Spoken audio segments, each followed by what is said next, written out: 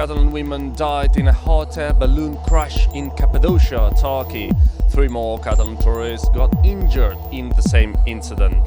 All the victims were from Lloret de Mar, a seaside town on the Costa Brava. Hello, this is Catalan News in 100 seconds. Unexpected strong winds forced the balloon with 22 Catalan passengers aboard to make an emergency landing in Cappadocia in central Turkey. The Spanish consul traveled to the area where an investigation is ongoing.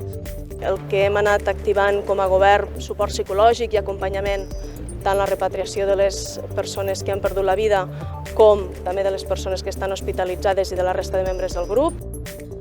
Former Barça footballer Neymar Sr. testified during his transfer fraud trial today. He said his father was in charge of deals with teams.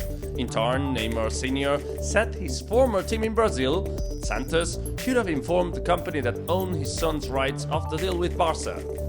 Não participei da negociação. Isso é tudo meu pai que sempre cuidou e sempre vai cuidar. E eu assino tudo que ele me manda. Exports grew by 42% in August compared to the same month in 2019 and by 23% on last year.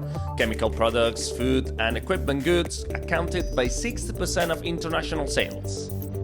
Barcelona has assisted over 17,000 Ukrainians since the war began in February. Around 2,600 of them have registered in the Padró census, a key step to settling in the city.